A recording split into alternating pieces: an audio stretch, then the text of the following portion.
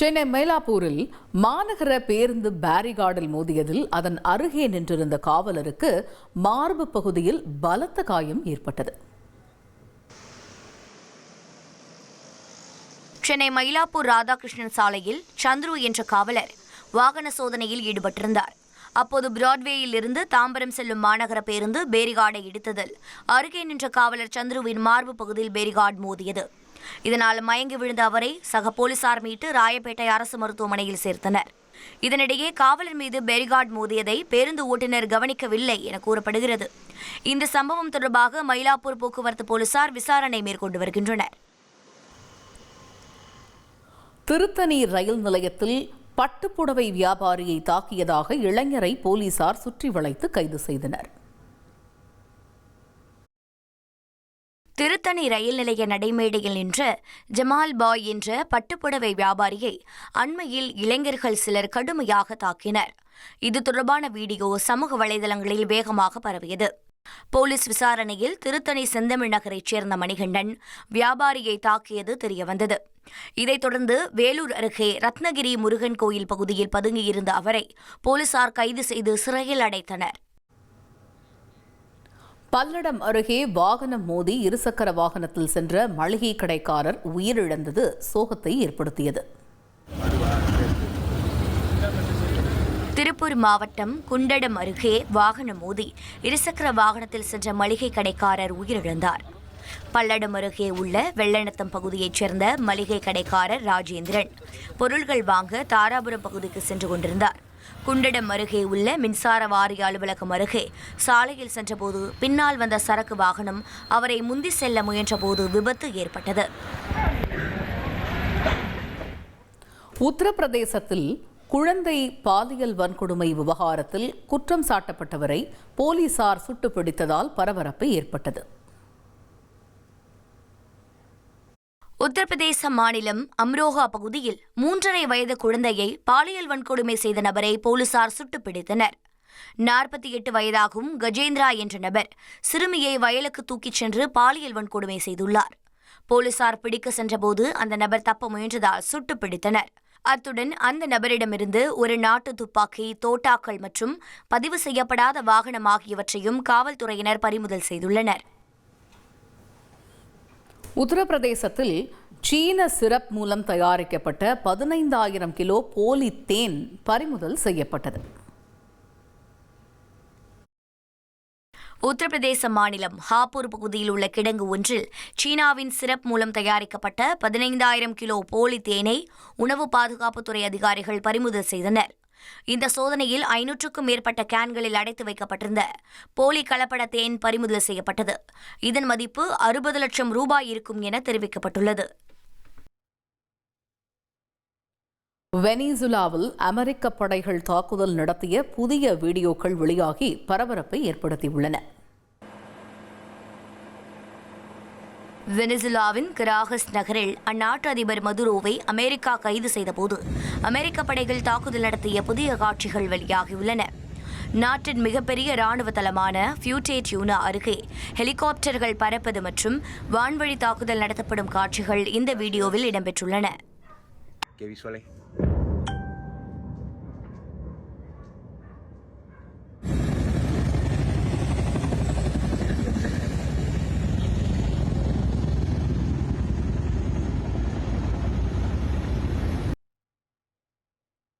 பஞ்சாபில் பறவையை காப்பாற்ற தன் உயிரை பணயம் வைத்த இளைஞரின் துணிச்சல் நிகழ்ச்சியை ஏற்படுத்தியுள்ளது. பஞ்சாப் மாநிலத்தில் மின்கம்ப வயரில் பறவை ஒன்று எதிர்பாராத விதமாக சிக்கிக்கொண்ட நிலையில் ஒரு இளைஞர் கிரேனில் ஏறி தன் உயிரை பணயம் வைத்து அந்த பறவையை மீட்ட காட்சிகள் எக்ஸ் தளத்தில் வைரலாகி வருகின்றன. அவருக்கு பாராட்டுகள் குவிந்து வருகின்றன. ஜெருசலேமில் போராட்டத்தின் போது பேருந்து மோதி சிறுவன் உயிரிழந்தது சோகத்தை ஏற்படுத்தியது. ஜெருசலேமில் கட்டாய ராணுவ ஆட்சேர்ப்பிற்கு எதிராக ஆர்த்தடாக்ஸ் யூதர்கள் நடத்திய போராட்டத்தின் போது பேருந்து மோதி சிறுவன் பரிதாபமாக உயிரிழந்தார். முன்பு ஆர்த்தடாக்ஸ் யூதர்களுக்கு கட்டாய ராணுவ சேவையில் இருந்து விலக்கு அளிக்கப்பட்டிருந்த நிலையில் தற்போது ராணுவத்தில் ஆள் பற்றாக்குறையால் ஆர்த்தடாக்ஸ் யூதர்களையும் ராணுவத்தில் சேர்க்கும் சட்டம் கொண்டுவரப்பட்டுள்ளது. இதற்கு எதிர்ப்பு தெரிவித்து போராட்டம் நடைபெற்ற நிலையில் பேருந்து ஒன்று கூட்டத்திற்குள் புகுந்தது. இதில் ஒரு சிறுவன் கொல்லப்பட்ட நிலையில் போலீசார் ஓட்டுநரை கைது செய்து விசாரித்து வருகின்றனர். திருப்பரங்குன்றம் தர்காவில் சந்தனக்கூடு விழாவின் போது தங்களை அனுமதிக்க கோரி போலீசாருடன் பொதுமக்கள் வாக்குவாதம் செய்ததால் பரபரப்பு ஏற்பட்டது. திருப்பரங்குன்றம் சிக்கந்தர் பாதுஷா தர்கா சந்தனக்கூடு விழாவை ஒட்டி மலை மீது 50 பேருக்கு மேல் அனுமதி இல்லை என போலீசார் கூறியதால் பொதுமக்கள் வாக்குவாதத்தில் ஈடுபட்டனர். மலை மீது 50 பேருக்கு மேல் அனுமதி இல்லை என நீதிமன்றம் உத்தரவு பிறப்பித்ததை சுட்டிக்காட்டி போலீசார் அனுமதி மறுத்தனர். இந்த நிலையில் தங்களை அனுமதிக்க கோரி காவல்துறையுடன் பொதுமக்கள் வாக்குவாதம் செய்தனர்.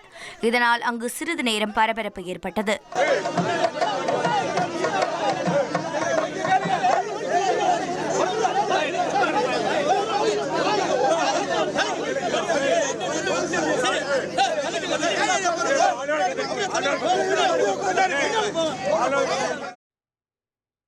கேரளாவில் கோவில் திருவிழாவில் யானை மிரண்டது பரபரப்பை ஏற்படுத்தியது. கேரள மாநிலம் வயநாட்டில் கோயில் திருவிழாவில் யானை திடீரென மிரண்டதால் பக்தர்கள் பீதியில் நாலாபுரமும் சிதறி ஓடினர். வயநாடு மாவட்டம் புலிப்பள்ளி சீதாதேவி கோயில் திருவிழாவை ஒட்டி திருச்சூரில் இருந்து சிவன் என்ற யானை அழைத்து வரப்பட்டது. அலங்காரத்துடன் ஊர்வலத்திற்கு வந்த யானை கோயில் வளாகத்தில் சுற்றி வரும்போது கூட்டத்திற்கு நடுவே திடீரென மிரண்டு அங்கும் இங்கும் சுழன்று ஓடியது. இதனை கண்ட பக்தர்கள் நாலாபுரமும் சிதறி ஓடினர். இந்த நேரத்தில் யானையின் மீது அமர்ந்திருந்த பாகன் கீழே இறங்க முடியாமல் பரிதவித்த நிலையில் சில மணி நேரத்திற்கு பிறகு அவரும் கீழே விழுந்து லேசான காயங்களுடன் உயிர் தப்பினார். யானை மிரண்டு ஓடியபோது நல்வாய்ப்பாக பக்தர்கள் யாரும் காயமடையவில்லை என வனத்துறையினர் தெரிவித்துள்ளனர். ஆந்திராவில் தனியார் பேருந்தில் தீ விபத்து ஏற்பட்டதால் பரபரப்பு ஏற்பட்டது. ஆந்திர மாநிலம் கிழக்கு கோதாவரி மாவட்டத்தில் தனியார் பேருந்து தீப்பற்றி எரிந்த நிலையில் பயணிகள் நல்வாய்ப்பாக உயிர் தப்பினர்.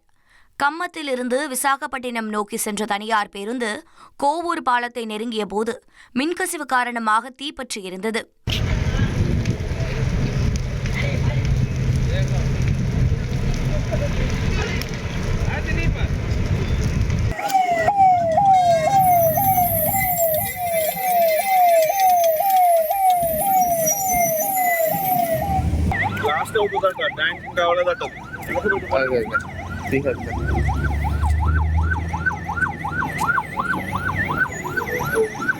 இதை அறிந்த ஓட்டுநர் சாதுரியமாக பேருந்தை நிறுத்தியதால் அதிலிருந்த 10 பேரும் உயிர் தப்பினர்.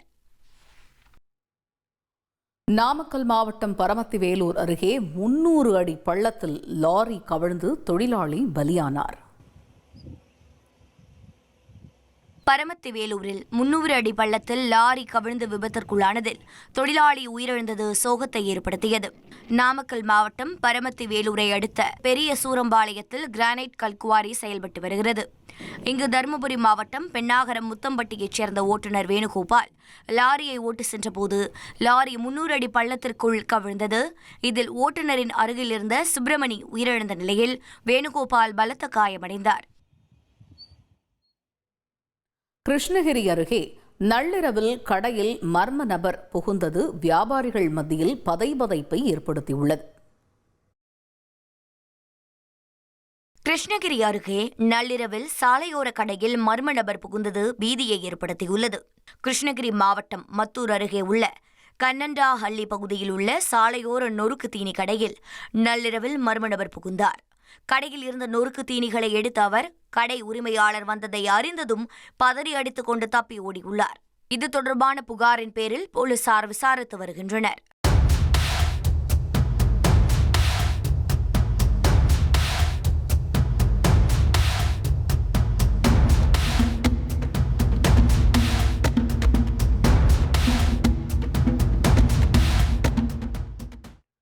நாமக்கல் மாவட்டம் திருச்செங்கோடு அருகே விவசாயியிடம் 20,000 லஞ்சம் வாங்கிய விஏஓ உட்பட 3 பேரை லஞ்ச ஒழிப்பு போலீசார் கைது செய்தனர். உதகையில் உணவக உரிமையாளரை திமுக நிர்வாகி கத்தியை காட்டி மிரட்டியதாக புகார் எழுந்துள்ளது. 19 வயது இளம் பெண்ணை கழுத்தை இறுக்கி கொலை செய்த காதலனை போலீசார் அதிரடியாக கைது செய்திருக்கிறார்கள். கண்டித்தும் இன்ஸ்டா பழக்கத்தை கைவிடாததால் நடந்த கொடூரம் இது.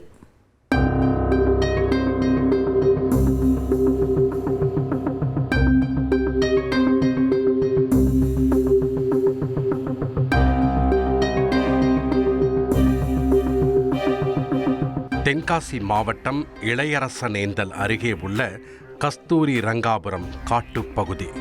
பார்க்கும் இடமெங்கும் பசுமை நிறைந்திருக்கும் இந்த இடத்தில் ஒரு இளம் பெண் துள்ள துடிக்க கொல்லப்பட்டிருக்கிறார் என்றால் உங்களால் நம்ப முடிகிறதா?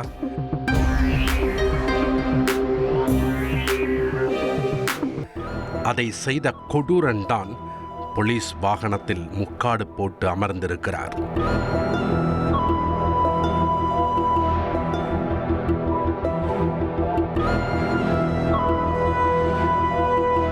எதிர்காலத்தில் காக்கி உடை அணிந்து காவலராக வேண்டும் என்ற கனவு கண்டவர் தற்போது கைவிலங்கு மாட்டி கைது செய்யப்பட்டிருக்கிறார். என்ன நடந்தது என்று தெரிந்து கொள்ள விசாரணையை தொடங்கினோம்.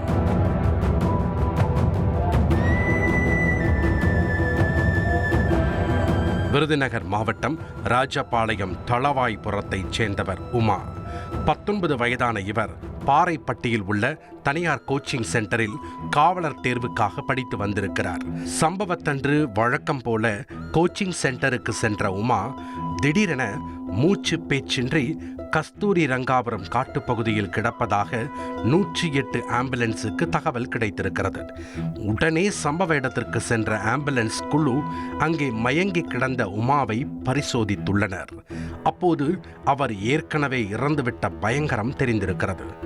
உமாவுக்கு என்ன நடந்தது, ஏன் திடீரென மரணம் என்று அனைவரும் விழி பிதுங்கி நின்ற வேளையில்தான் தென்காசி மாவட்டம் குளக்காட்டாக்குறிச்சி கிராமத்தைச் சேர்ந்த ராஜேஷ் என்ற நபர் உமாவை கொலை செய்துவிட்டதாக காவல் நிலையத்தில் தஞ்சமடைந்திருக்கிறார். ராஜேஷை கைது செய்த போலீசார் அவரிடம் நடத்திய விசாரணையில் பல திடுக்கிடும் உண்மைகள் வெளிவந்தன. உமா பயிற்சி பெறும் அதே கோச்சிங் சென்டரில்தான் ராஜேஷும் காவலர் தேர்வுக்காக படித்து வந்திருக்கிறார். எப்படியாவது காவலராகிவிட வேண்டும் என்ற வைராக்கியம் இருவரையும் சந்திக்க வைத்து நட்பை உருவாக்கியது. அந்த நட்பு நாளடைவில் காதலாக மாறி இருவரும் நெருங்கி பழகி வந்துள்ளனர். இந்த நிலையில்தான் உமா இன்ஸ்டாகிராம் உள்ளிட்ட சமூக வலைதளங்களில் அதிக ஆர்வம் உள்ளவராக இருந்திருக்கிறார். ஆனால் அது ராஜேஷுக்கு பிடிக்கவில்லை. இதனால் இன்ஸ்டாகிராம் பயன்பாட்டை தவிர்க்குமாறு கண்டித்திருக்கிறார். ஆனால் உமா அதை கேட்கவில்லை. தொடர்ந்து இன்ஸ்டாகிராமை பயன்படுத்தி போஸ்ட் போட்டு வந்துள்ளனர். இதனால் காதலர்களுக்கு இடையே அடிக்கடி சண்டை நடப்பதும் பின் பேசி சமாதானம் செய்வதும் வாடிக்கையாக இருந்திருக்கிறது. அப்படித்தான் கடந்த ஒரு வாரத்திற்கும் மேலாக இன்ஸ்டாகிராம் பயன்படுத்துவது தொடர்பாக பிரச்சனை இருந்திருக்கிறது. ஒரு கட்டத்தில் ராஜேஷின் கட்டுப்பாடுகளை தாங்க முடியாமல் காதலை முறித்து கொண்டு இருவரும் பிரிந்து விடலாம் என உமா தெரிவித்ததாக கூறப்படுகிறது. இதனால் சம்பவத்தன்று நேரில் பேசி சமாதானம் செய்ய உமாவை பைக்கில் அழைத்துச் சென்றுள்ளார் ராஜேஷ். அதன்படி நடுவப்பட்டியிலிருந்து சிவகாசி செல்லும் சாலையில் கஸ்தூரி ரங்காபுரம் கிராமத்தை அடுத்துள்ள காட்டுப்பகுதிக்கு சென்று இருவரும் பேச்சுவார்த்தையில் ஈடுபட்டுள்ளனர்.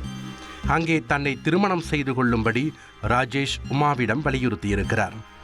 ஆனால் உமா திருமணம் செய்ய மறுத்துள்ளார். இதனால் ஆத்திரமடைந்த ராஜேஷ் காதலி என்றும் பாராமல் உமா கழுத்தில் இருந்த துப்பட்டாவாலேயே அவரின் கழுத்தை இறுக்கி கொடூரமாக கொலை செய்தது விசாரணையில் தெரிய வந்தது. முதலில் உமா மயங்கிவிட்டார் என்று நினைத்த ராஜேஷ் ஆம்புலன்ஸை வரவழைத்திருக்கிறார்.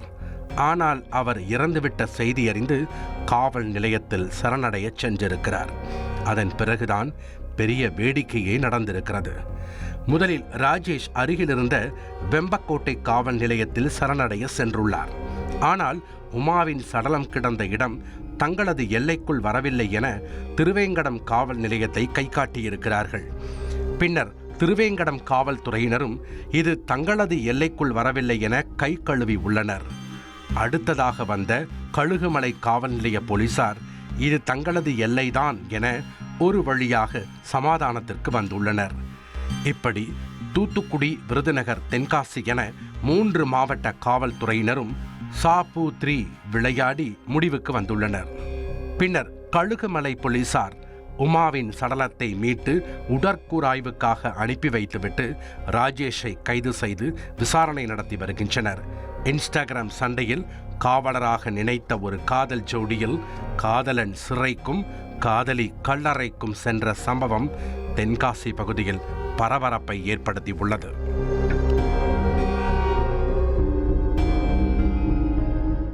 செங்கல்பட்டு மாவட்டம் மறைமலை நகரில் ஓரமாக போக சொன்ன போலீசார் மீது ஒருவர் காரை மோத வைக்க முயன்ற சம்பவம் பெரும் அதிர்ச்சியை ஏற்படுத்தியுள்ளது. மறைமலை நகரில் சாலையோர ஆக்கிரமிப்புகளை அகற்றும் பணியில் போலீசார் ஈடுபட்டிருந்த போது அந்த வழியாக வந்த காரை ஓரமாக செல்லுமாறு காவலர் செந்தில் சைகை காட்டியுள்ளார். இதனால் ஆத்திரமடைந்த கார் ஓட்டுநர் வேகத்தை குறைப்பதற்கு பதிலாக காவலர் மீதே காரை ஏற்றுவது போல முன்னேறி சென்றார். உடனடியாக காவல்துறையினர் காரை சுற்றி வளைத்து மடக்கி பிடித்தனர். காரில் இருந்த ஓட்டுநர் போலீசாருடன் கடும் வாக்குவாதத்தில் ஈடுபட்டதால் அப்பகுதியில் பெரும் பரபரப்பு ஏற்பட்டது.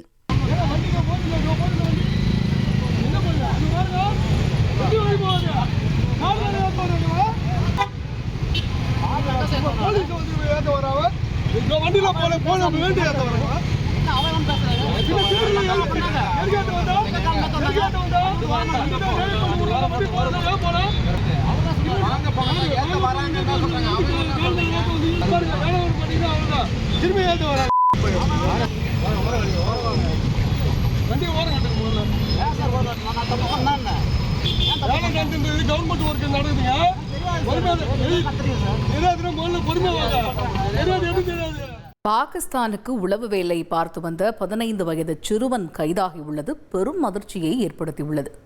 பயங்கரவாத கும்பல்களின் செல்ல பிள்ளையாக அந்த சிறுவன் வலம் வந்தது உண்மையா? இந்திய உளவாளிகள் வெளிநாடுகளிலிருந்து ரகசிய தகவல்களை நமது நாட்டிற்கு கொடுப்பது போன்று எக்கச்சக்கமான திரைப்படங்களை நாம் பார்த்திருப்போம். சென்ற மாதம் பாலிவுட்டில் வெளியான துரந்தர் திரைப்படம் கூட பாகிஸ்தானிற்கு ஸ்பையாக சென்ற ஒரு இந்திய உளவாளியை மையப்படுத்திய கதைதான். துரந்தர் வெளியான போது அந்த உளவாளியின் கதாபாத்திரத்தை தழுவி சமூக வலைதளத்தில் நெட்டிசன்கள் பலரும் Day 1 in Pakistan as Indian Spy என விளையாட்டாக ரீல்ஸ் வெளியிட்டு வந்தனர். நம் நாட்டில் இந்த வேடிக்கையான ரீல்ஸ்கள் ட்ரெண்ட் ஆகி கொண்டிருந்த அதே நேரத்தில்தான் ஒரு 15 வயது சிறுவன் ரியலாகவே பாகிஸ்தான் உளவாளியாக வேவு பார்த்துள்ள தகவல்கள் வெளியாகி பெரும் அதிர்ச்சியை ஏற்படுத்தியுள்ளது. அதுவும் ஒரு நாளோ அல்லது 2 நாளோ அல்ல, 1 year as Pakistan spy in India என சொல்லும் அளவிற்கு அவர் கடந்த 1 வருட காலமாகவே நம்முடைய ராணுவ தளங்கள் குறித்த தகவல்களை பாகிஸ்தானுக்கு பகிர்ந்து வந்துள்ளது பகீர் கிளப்புகிறது. இந்த ஒரிஜினல் ஸ்பை த்ரில்லர் சம்பவத்தின் ஆன்டி ஹீரோ கைதாகி இருப்பது பஞ்சாப் மாநிலத்தில் உள்ள பத்தன்கோட் மாவட்டத்தில்தான். இந்தியா பாகிஸ்தான் பார்டரில் அமைந்துள்ள பத்தான்கோட்டில் வாழ்ந்து வந்த சிறுவனின் சொந்த ஊர் ஜம்மு காஷ்மீர். கடந்த சில வருடங்களுக்கு முன்பு சிறுவனின் தந்தை கொலை செய்யப்பட்டதாக தெரிகிறது. தந்தையின் மரணத்திற்கு இந்தியாதான் காரணம் என பாகிஸ்தானைச் சேர்ந்த ISI உளவு அமைப்பினர் அந்த சிறுவனை மூளை சலவை செய்துள்ளனர். இதையடுத்து சில பயங்கரவாத குழுக்களோடு இணைந்து செயல்பட தொடங்கிய சிறுவன் இந்தியாவில் உள்ள ராணுவ தளங்கள் குறித்த ரகசிய தகவல்களை சேகரித்து அதனை செல்போன் மூலம் பாகிஸ்தானில் உள்ளவர்களுக்கு அனுப்பி வந்துள்ளார்.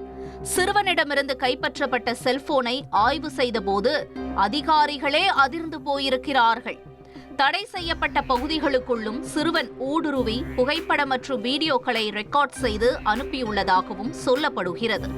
பிடிபட்ட சிறுவனை போன்று மேலும் பல சிறுவர்களையும் இதேபோன்று தேசத்திற்கு எதிராக மூளை சலவை செய்து உளவாளியாக பயன்படுத்தி இருக்க வேண்டும் என்கிற சந்தேகமும் தற்போது எழுந்திருக்கிறது. அதன் காரணமாக பஞ்சாப் மற்றும் எல்லையோர பகுதியில் சந்தேகத்திற்கு இடமளிக்கும் வகையில் செயல்படக்கூடிய சிறுவர்களின் நடவடிக்கைகளை காவல்துறையினர் ரகசியமாக கண்காணிக்க தொடங்கியுள்ளனர். ஏற்கனவே இந்தியாவில் சமூக வலைதள பிரபலங்கள் மற்றும் பெண்களை பாகிஸ்தான் உளவாளிகளாக பயன்படுத்தி வந்த நிலையில் தற்போது அவர்கள் சிறுவர்களையும் விட்டு வைக்காதது பெரும் அதிர்ச்சியை ஏற்படுத்துவதாக உள்ளது. அதிகாரிகளின் முழுமையான விசாரணைக்கு பிறகே இந்த ஜூனியர் ஸ்லீப்பர் செல் எங்கெல்லாம் ஊடுருவி உள்ளனர் என்கிற முழு தகவலும் வெளிச்சத்திற்கு வரும்.